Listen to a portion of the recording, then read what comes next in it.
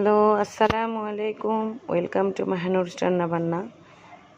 আজকে আপনাদের সামনে আরেকটি নতুন ভিডিও নিয়ে হাজির হয়ে গেলাম। আজকে তৈরি করে দেখাবো গড়ে থাকা যে নুডলসটা থাকে ওইটাই দিয়ে আমি চিকেন রেস্টুরেন্ট স্টাইলের চিকেন নুডলস তৈরি করে দেখাবো, স্বাদে অনেক বেশি। তো চলেন আমরা কিভাবে তৈরি করি সেই রেসিপিটা দেখে নিই।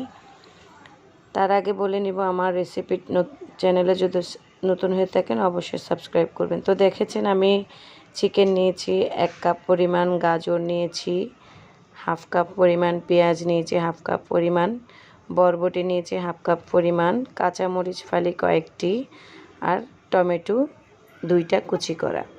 তো দেখতে পাচ্ছেন আমি হাঁড়িতে এখানে পানি গরম করতে দিয়েছি। তো আমি কিছু লবণ অ্যাড করে দিয়েছি, এতে করে আপনাদের নুডলসটা সিদ্ধ হয়ে সময় লবণটার কারণে টেস্ট অনেক গুণ বেড়ে যাবে। তো খুব শীঘ্রই কিন্তু লবণটা ঢুকে যাবে। দেখতেই পাচ্ছেন আমার নুডলসটা ঝরঝরে হওয়ার জন্য আমি কিন্তু কিছুটা তেল অ্যাড করেছি। তো আমার নুডলসটা সিদ্ধ হয়ে গেছে, আমি ফ্রাই প্যান একটা বসিয়ে দিয়েছি চুলায়। তো দেখতে পাচ্ছেন আমি এখানে হাফ কাপ পরিমাণ তেল দিয়ে দিয়েছি, আপনারা চাইলে আরও কম অ্যাড করতে পারেন।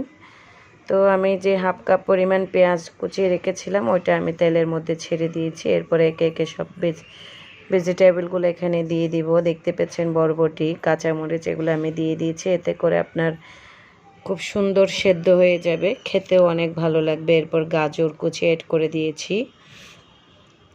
এটাকে অনবরত নাড়তে থাকবেন, তেলের মধ্যে একটু ভাজি করে নেবেন, এতে করে আপনাদের খেতে অনেক বেশি মজা লাগবে। তো দেখেন আমি চিকেন কিউবটা এখানে দিয়ে দিয়েছি। তো এটাকেও আমি খুব সুন্দর করে ভেজে নেব, যাতে করে আপনার খুব তাড়াতাড়ি সেদ্ধ হয়ে যায়, খেতে খুব ভালো লাগে।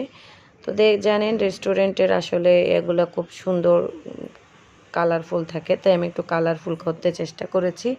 এরপর আমি এখানে টমেটো কুচিগুলো অ্যাড করে দিয়েছি, দেখতেই পাচ্ছেন। একে একে এখানে আমি মশলাগুলো অ্যাড করেছি। তো মশলাগুলো আসলে আমি আপনাদেরকে হয়তো দেখাতে পারিনি, স্কিপ হয়ে গিয়েছে। এখানে আমি সামান্য পরিমাণ গোলমরিচের গুঁড়া আর সামান্য গরম মশলা অ্যাড করেছি,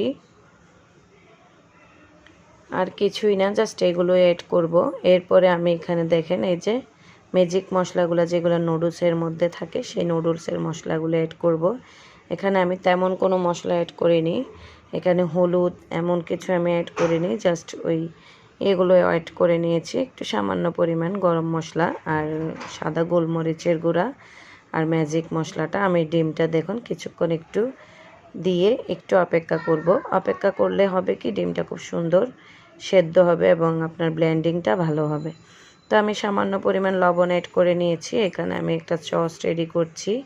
আমি সসের মধ্যে টমেটো সস, এরপরে বারবিকিউ সস আর সয়া সস, 3টা সসকে মিক্স করে একটা সস রেডি করে নিয়েছি। এটা আমরা নুডলসে অ্যাড করব, এতে করে আপনার নুডলসটা রেস্টুরেন্টের স্বাদ নিয়ে আসবে।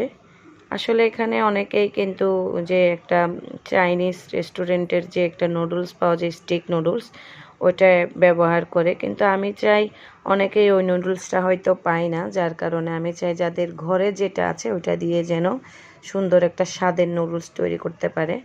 অপরদিকে দেখতে পাচ্ছেন আমি নুডলসটা সেদ্ধ করা নুডলসটা মশলার সাথে অ্যাড করে দিয়েছি। এটাকে আমরা খুব ভালো করে মেশাবো, খুব ভালো করে মেশাতে হবে যাতে ভেজিটেবল, চিকেন, ডিম যাতে সবগুলো একসাথে খুব সুন্দর মিক্সড হয়ে যায়। তো আসলে মিক্সড একটু প্রবলেম হচ্ছে বলে আমি একটা স্পুন একটা স্প্যাচুলা দিয়ে খুব সুন্দর করে মিক্স করার চেষ্টা করছি। যত ভালো মিক্স হবে ততই কিন্তু আবার আপনার নুডলসটা খেতে সুস্বাদু হবে।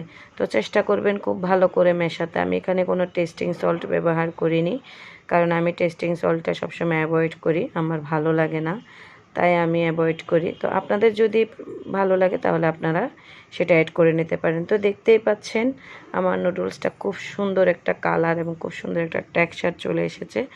খুবই টেস্ট হবে এই নুডলসটা। আশা করি সবাই তৈরি করে দেখবেন, আর যদি ভালো লাগে অবশ্যই আমার চ্যানেলটিকে সাবস্ক্রাইব করবেন, লাইক কমেন্ট করবেন।